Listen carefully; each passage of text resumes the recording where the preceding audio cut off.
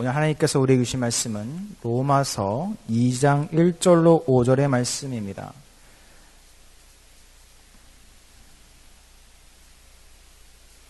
이 시간 한 목소리로 함께 봉독하도록 하겠습니다. 그러므로 남을 판단하는 사람아, 누구를 막론하고 내가 핑계하지 못할 것은 남을 판단하는 것으로 내가 너를 정죄함이니 판단하는 내가 같은 일을 행함이니라. 이런 일을 행하는 자에게 하나님의 심판이 진리대로 되는 줄 우리가 아노라. 이런 일을 행하는 자를 판단하고도 같은 일을 행하는 사람아, 내가 하나님의 심판을 피할 줄로 생각하느냐? 혹 내가 하나님의 인자하심이 너를 인도하여 회개하게 하심을 알지 못하여 그의 인자하심과 용납하심과 길이 참으심이 풍성함을 멸시하느냐? 다만 내 고집과 회개하지 아니한 마음을 따라 진노의 날 하나님의 의로우신 심판이 나타나는 그날에 임할 진노를 내게 쌓는도다. 아멘. 부흥의 기간 동안 조경렬 강사 목사님을 통하여서 이야기를 들은 것이 생각이 났습니다. 참 연희교회의 자랑 중에 하나는 노인이 많은 것이 아니라 어르신들이 참 많은 것이 좋은 것 같습니다. 어찌 이렇게 목청들이 다들 좋으시고 아직까지도 목소리가 이렇게 고우신지 참 제가 듣기에도 이렇게 기분이 좋으니 하나님께서 얼마나 더 기분이 좋으실까 마음이 들었습니다.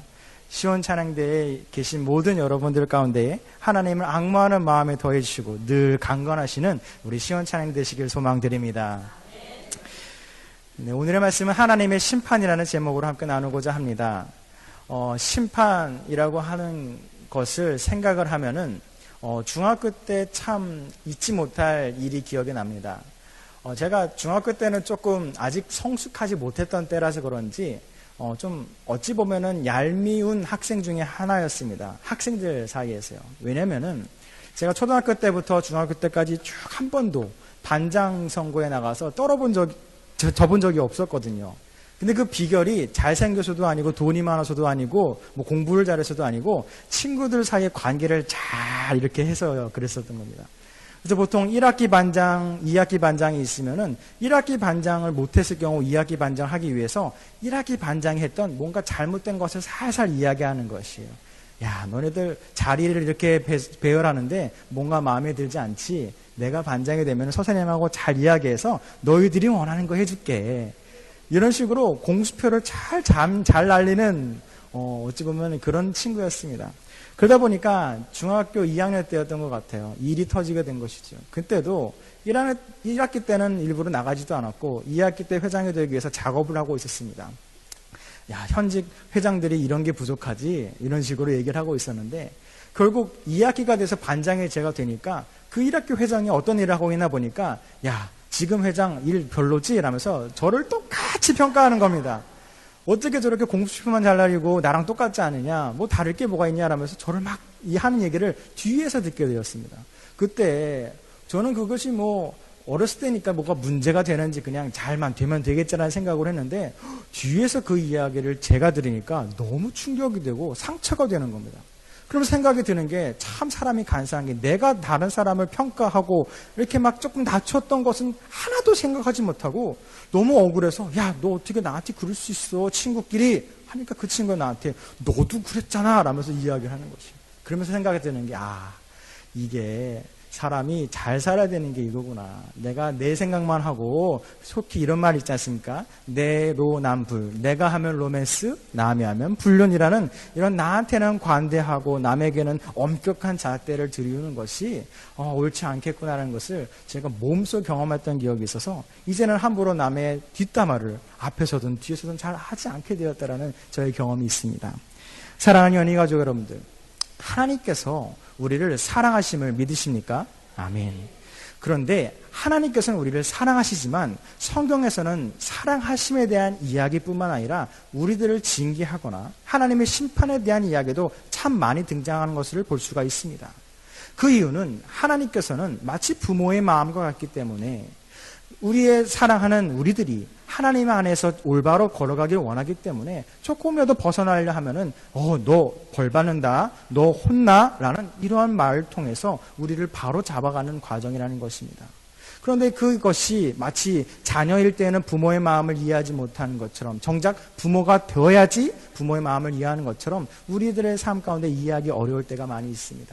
그런데 분명히 하나님께서 우리에게 강한 심판이라는 이런 것을 통해서 우리에게 말씀하고자 하시는 것은 우리를 정말로 괴롭히시거나 우리를 힘들게 하려는 의도가 아니라 우리를 바로 세워서 하나님 안에서 올바로 성장하는, 천국에 가는 그날까지도 바른 길을 걸어가는 우리 하나님의 자녀가 되는 하나님의 사랑하심이 있음을 기억하시기 바랍니다.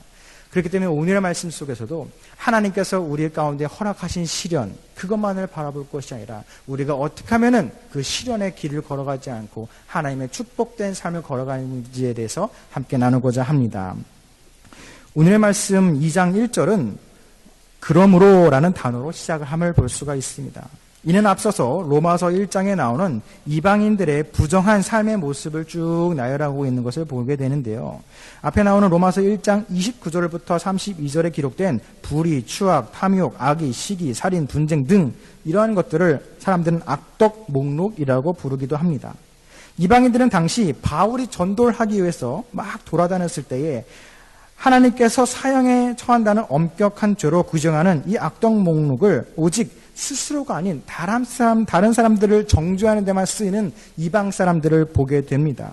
그래서 자신은 그렇게 살지 못하면서 다른 이들은 정죄하는, 흔히 아까 얘기했듯이 내로남불, 내가 하면 로메스, 남이 하면 불륜이라는 이런 억지 주장과 같이 이방인들인 스스로에게는 너무나도 관대하고 다른 이들에게 엄격한 잣대를 대는 것에 대해서 하나님께서는 이 로마서 기자인 바울을 통해서 기록하고 있습니다.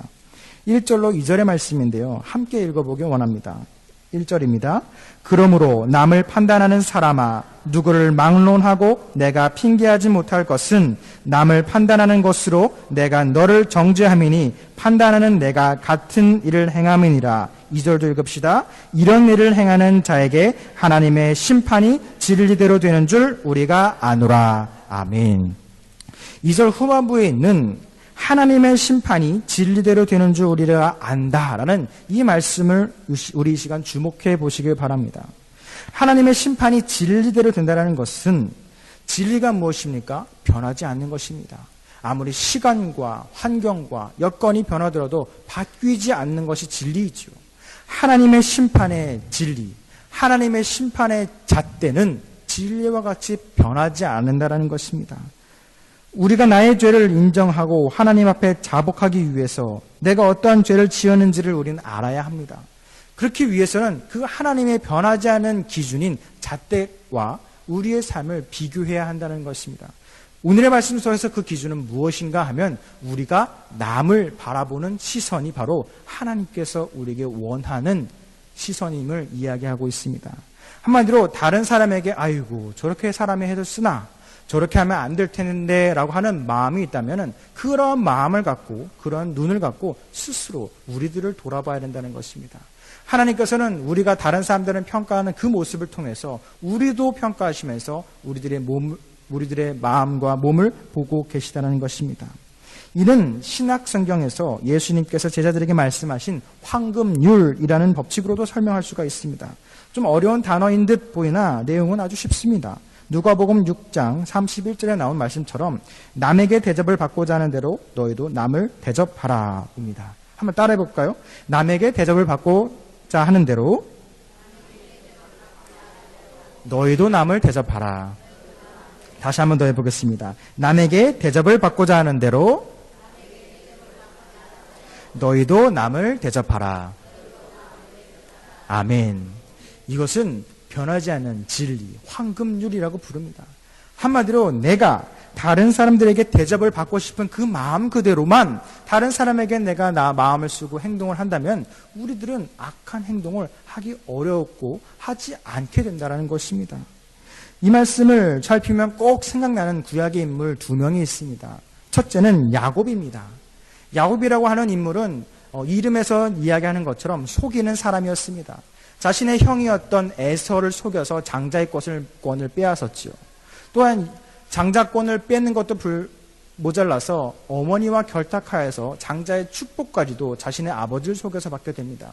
그러자 이 야곱은 후에 어떻게 됩니까? 자신의 삼촌에게 수십 년간 이용당하고 자기가 남을 속인 것처럼 나도 다른 사람에게 속임을 당해서 하나님에게 그대로 갚음을 받게 되었다는 것입니다. 또 한 명의 인물이 있습니다. 바로 구약에 나오는 하만 장군입니다. 에스더서 6장에 나오듯이 이 하만 장군은 이스라엘 백성들을 너무너무 싫어했습니다. 그래서 어떻게 하면은 이 이스라엘 백성들을 없앨 수 있을까? 그냥 쫓아내는 걸로는 마음에 성치 않으니 죽여서 없애고 싶다라는 아주 악한 마음을 가진 사람이었습니다. 그리고서는 어떻게 하면 될까라는 생각 가운데 당시의 왕에게 한마디로 사바 합니다. 왕이시여 라면서 사바 이야기하는 것이에요. 그랬더니 잘 내용을 모르는 왕은 그래 너 마음대로 해봐라 라고 하는 왕의 허락을 득하자 왕의 반지를 손에 끼고서는 이스라엘 백성들을 죽일 수 있는 조서마다 도장을 찍고 다니기 시작했던 것입니다. 그리고서는 이미 뭔가 이루어지기도 전부터 자신의 뒷마당에다가 장대를 세워놓고 내가 가장 싫어하는 이스라엘 사람을 여기다 매달 것이야 라고 악한 마음을 품게 됩니다. 아마 아시는 분들도 계시겠지만 하만 장군의 최후가 어떻게 되지요? 바로 자신이 세워놓은 장대에 자기가 매달아서 죽게 된다는 것입니다. 어떻게요? 아까 사바에서 이스라엘 백성들을 없애려 했다고 그랬죠. 똑같이 왕에게 간청하는 인물인 에스더라고 하는 여왕을 통해서 자신이 정치적으로 복수를 받아서 죽게 된다는 것입니다. 어찌 보면 이러한 내용들은 눈에는 눈, 이에는 이라는 무식해 보일 수도 있는 법칙일 수도 있습니다. 그러나 예수님께서 이렇게 단순하고 어찌 보면 무식해 보이는 법과 질서를 설명하시면서 이것이 우리들의 법과 질서의 근본이다라고 황금률로서 우리에게 이야기하는 것은 우리에게 가장 쉽게 하나님의 말씀을 실천할 수 있는 방법을 알려주시는 것입니다. 실제로 예수님께서도 이와 같은 것을 지키셨습니다. 이 세상의 가장 높은 곳에서 가장 낮은 곳으로 오신 예수님께서 다니셨던 곳은 높고 부자들이 있는 곳을 다니시지 않았습니다. 왕이 되기 위해서는 힘이 있는 사람, 돈이 있는 사람, 권력에 있는 사람들을 만나고 다녀야만 왕이 될 수 있는 기회가 주어졌을 것입니다. 그런데 예수님께서는 그러한 자들을 만나지 아니하시고 왕이 되려 하지만 가장 낮은 사람들을 먼저 다니고 아프고 병들고 과부와 여자, 어린이들을 찾아갔던 예수님의 삶을 돌아보시기 바랍니다. 그렇게 한 명 한 명의 영혼도 소중하게 여기는 예수님의 삶을 통하여서 결국은 예수님도 그 한 명의 가장 참 인간이자 참 신인 예수님이 가장 귀한 자가 되었던 것을 우리는 기억하지 않습니까? 사랑하는 연예 가족 여러분들 또한 귀한 자이심을 기억하시기 바랍니다. 하나님께서 직접 만드시고 우리들의 인생을 계획하신 한 명 한 명의 작품이심을 기억하시기 바랍니다.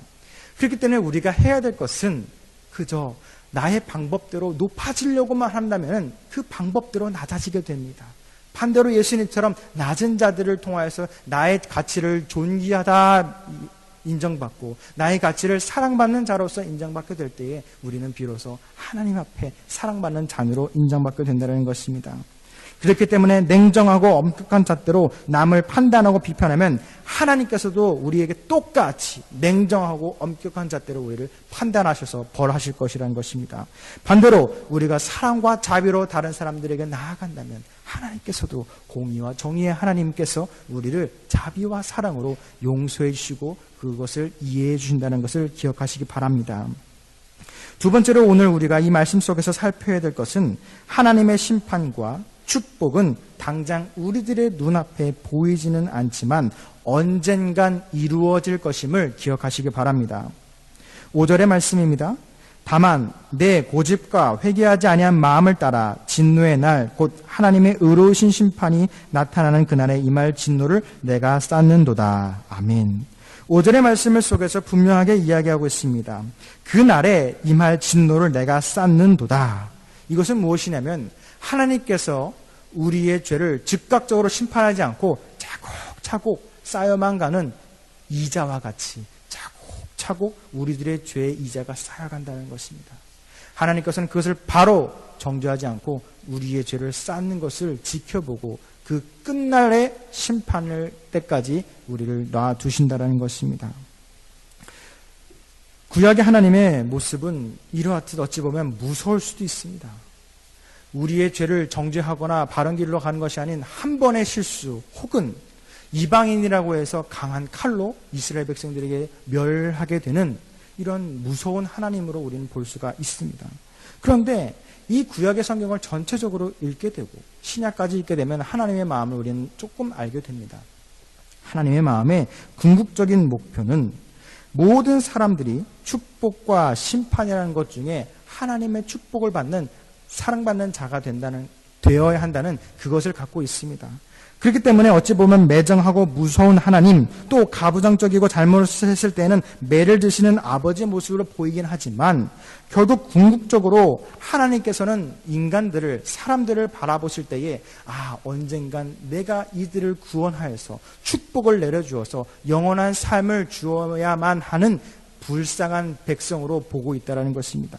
그렇기 때문에 지금은 때로 부모가 자식에게 매를 들고 혼을 내는 것처럼 우리들을 질타할 때도 있고 조금 먼 거리로 우리의 삶을 돌아가게 하기도 하지만 결국 우리가 나아가야 될 방향은 파멸의 길이 아닌 영원한 삶인 천국을 우리의 마음에 소망하여서 하나님의 그 인도하심을 따라가는 자녀된 삶을 살아가게 됨을 우리는 기억해야 한다는 것입니다.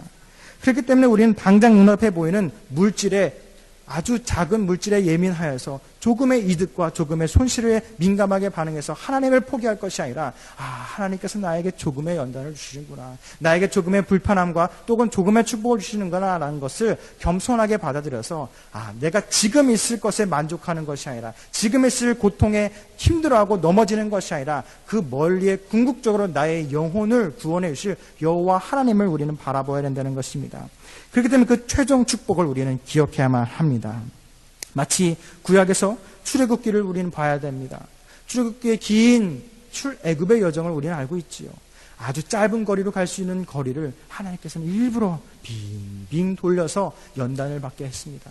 성경은 이야기하죠. 전쟁을 만나면 다시 애굽으로 돌아갈까 염려해서 연단의 시간을 이스라엘 백성들에게 주었던 것입니다. 또 그것을 연단을 마치자 여호수아를 통해서 하나님께서는 전쟁과 싸워 승리하는 것에 기쁨을 만끽하게 하였습니다. 이방인들에게는 패배를, 이스라엘 백성들에게는 승리를 허락하시는 하나님이 이스라엘 백성들과 함께 하셨다는 것입니다. 그래서 여기만 바라보게 되면은 우리 하나님은 이스라엘 백성들의 하나님이구나, 이방인들의 하나님이 아니라 이스라엘 하나님이구나 라고 단편적으로 볼 수는 있으나 그러면 우리는 이스라엘 백성인가? 이방인인가? 라는 고민이 될 수도 있습니다. 그런데 그것은 너무나도 단편적으로 본 것입니다. 좀 더 넓게 보면은 공의로우시며 정의로우신 하나님 볼 수가 있습니다.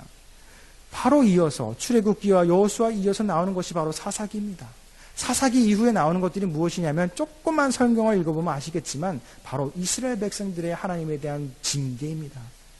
하나님의 말씀을 따르지 않는 이스라엘 백성들에게 영원한 승리를 줄 것만 같았던 여호수아 속의 기록이 아닌 패배와 절망 가운데의 포로기의 생활을 길게 승리의 삶보다 더 많은 것을 허락하고 있다는 것입니다. 왜 그러냐면 바로 하나님의 말씀을 떠난 이스라엘 백성이기 때문입니다. 그래서 오히려 그때는 이방인들을 크게 사용하셔 승리를 주시고 이스라엘 백성들에게는 패배를 주셨다는 것입니다. 사랑하는 연희가족 여러분들, 이 말씀은 아주 중요한 말씀입니다. 하나님은 공의로우시며 정의로우신 하나님을 기억하시기 바랍니다. 운동 경기를 할 때에 심판이 내 편을 들어주면 참 좋긴 하겠죠. 그런데 반대로 운동 경기를 하는데 심판이 상대편만 들어준다고 생각을 해보십시오. 운동할 기분이 나겠습니까? 운동할 이유가 있겠습니까? 시합에 이유가 있겠습니까? 어차피 저 사람이 이기는데 왜 합니까? 하나님은 그런 편파적인 심판이 아닙니다. 이스라엘만 사랑하는 하나님? 옛날 수천 년 전에 있는 그 이스라엘 백성만 사랑하는 하나님? 아닙니다. 하나님께서는 이방인일지라도 하나님에게 사용받고 하나님에게 쓰임받을 때에는 승리를 허락하게 될 것이고, 아무리 사랑하는 이스라엘 백성이라도 하나님의 말씀을 떠나게 되면 시련과 핍박을 허락하셔서 바른 길로 인도하신다는 것입니다. 그렇기 때문에 우리가 바라봐야 될 것은 하나님께서 인간을 사랑하는 그 사랑하심을 봐서 우리가 갖고 있는 이 마음이 그저 나에게 주시는 작은 축복이 영원할 것이라는 이런 오만한 생각을 버리고 우리도 깨어 있어서 언제나 하나님 안에 거하지 않으면 우리가 이방인들처럼 심판의 그 대상이 될 수 있구나라는 경각심을 갖고 우리는 끊임없이 하나님의 말씀에 붙잡혀 있기를 노력해야 된다는 것입니다.